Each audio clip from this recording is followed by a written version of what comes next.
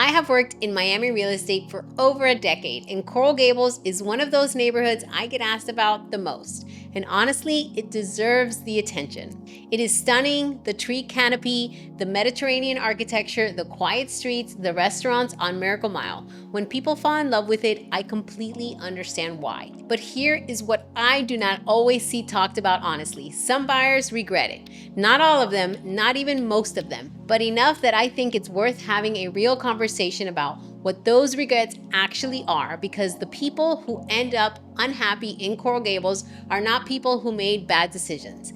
They are people who were not given complete information before they bought. So today, that is exactly what I am going to give you. Not scare tactics, no agenda. Just the things that you need to know before you make one of the biggest financial decisions in your life.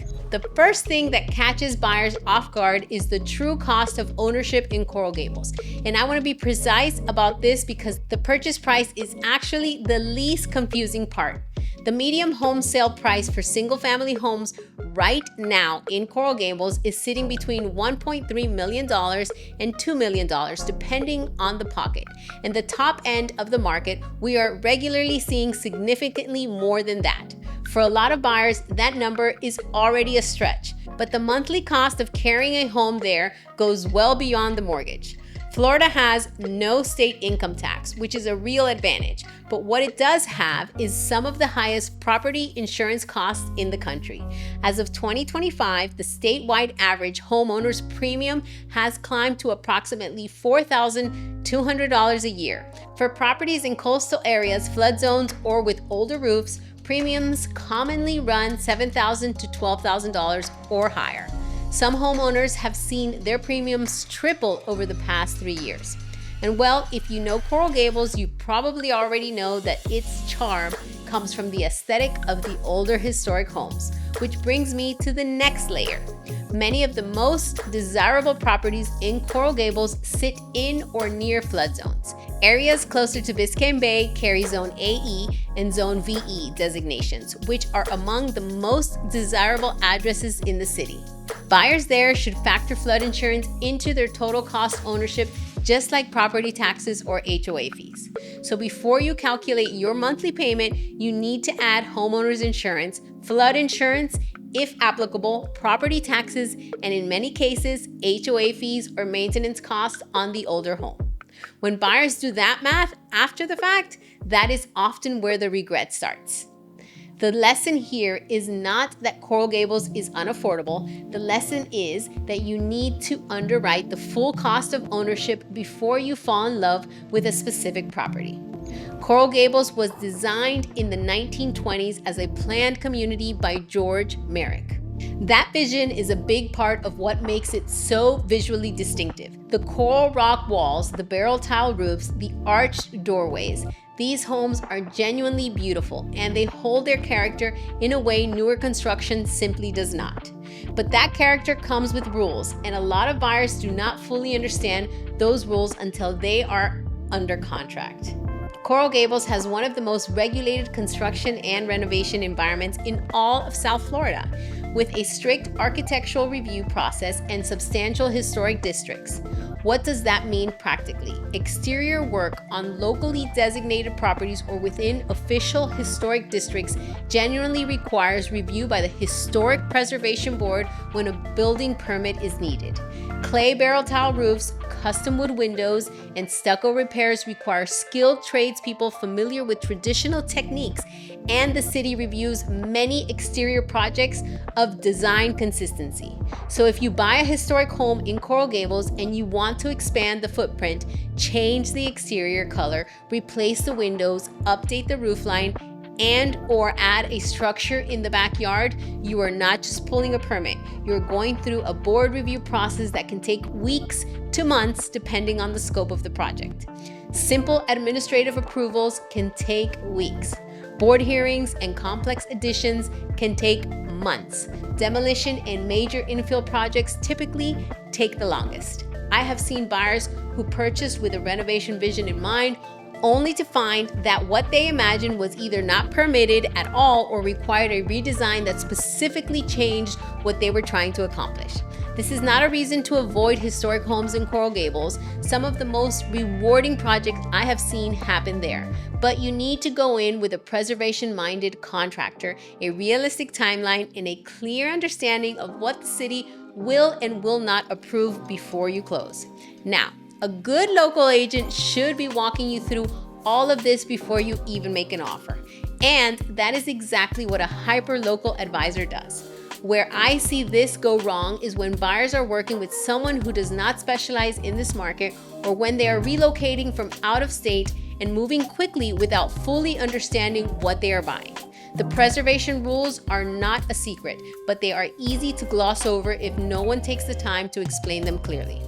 That is the gap where regret lives. Coral Gables markets itself and genuinely is a walkable city compared to most of Miami. Miracle Mile, Giralda Plaza, and Merrick Park, which is one of the only open-air luxury shopping destinations in Miami-Dade, are all within reach.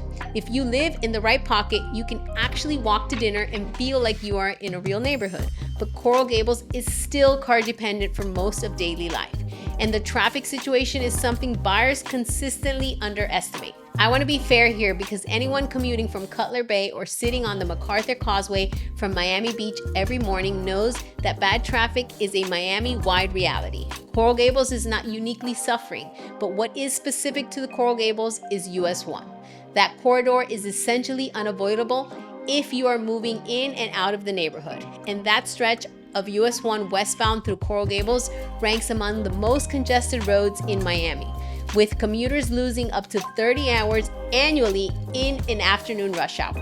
If your daily life routes you through it, you will feel it every single day. This is not a deal breaker, but it is something to plan around, not discover after you move in.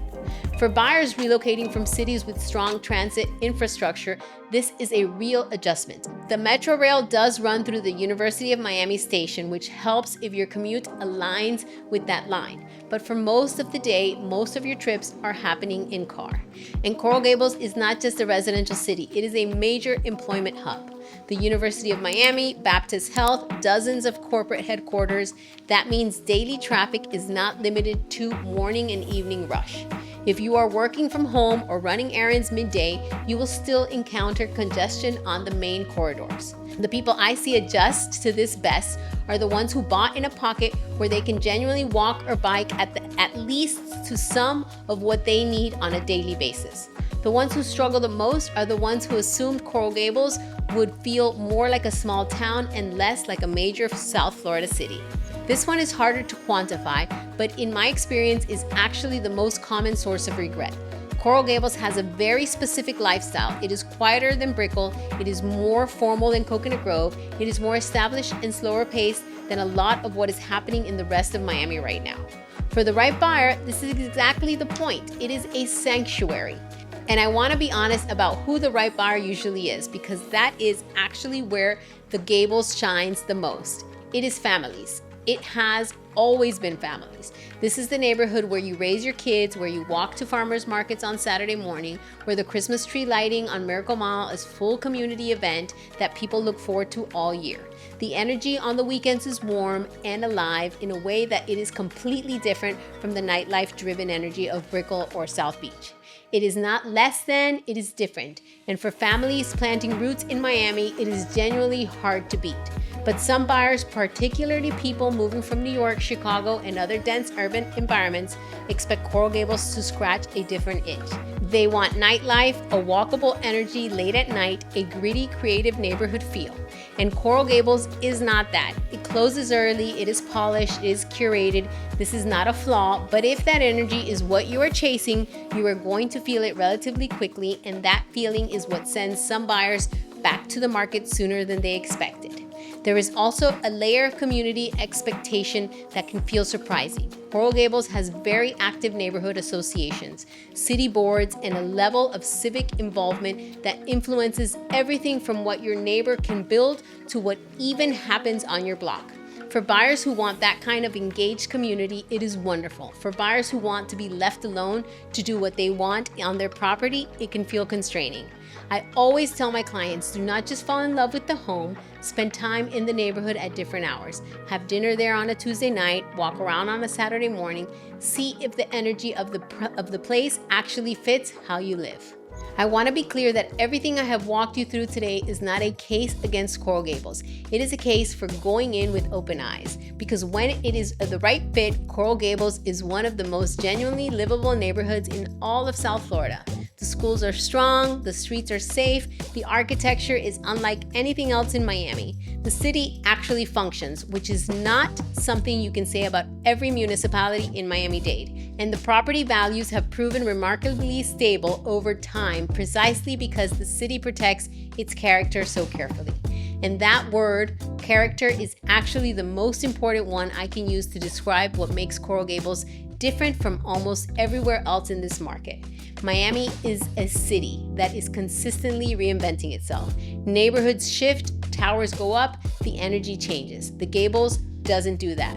The strict zoning, the architectural review, the preservation guidelines that buyers sometimes find frustrating when they want to renovate, the same rules are exactly what protect that look, the feel of the neighborhood for the long term.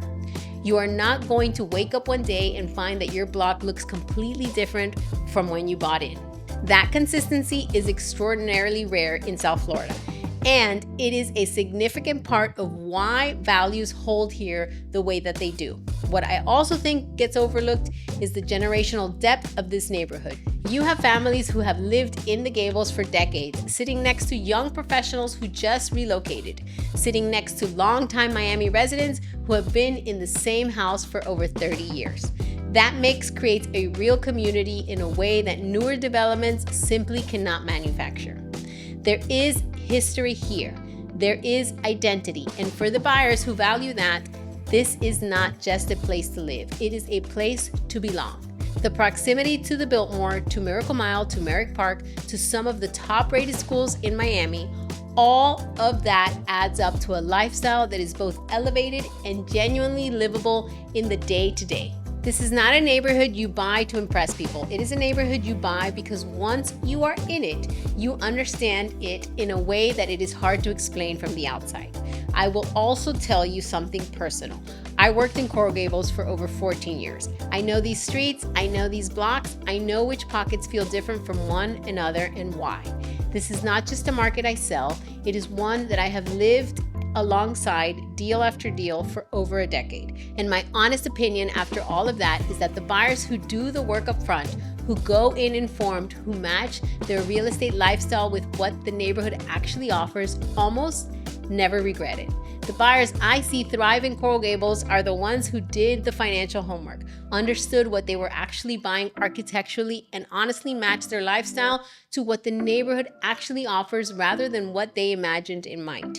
That is the difference between a buyer who calls me a year later to tell me it was the best decision they ever made and a buyer who calls me because they want to move. If you are considering Coral Gables right now, or if you are weighing it against another Miami neighborhood, I would love to talk you through what actually makes sense for your situation specifically. Every buyer is different, and the neighborhood that is right for you is not about prestige, it is about fit. The link to reach me directly is in the description, and I respond personally. If this video gave you a clearer picture of what buying in Coral Gables actually looks like, please subscribe. I publish videos like this every single week because I believed that an informed buyer makes better decisions, and better decisions lead to better experience in this market. That is the whole point. And if you're ready for more, stay tuned for our next video where I break down the city of South Miami. I'll see you there. Ready, set, go. The older roofs, premiums cost, I said the right word there and then I fucked it up on the next word. It is a stunning, the last confusing part. No, it's not a case by case, what the f. You understand in the way that it is hard to explain.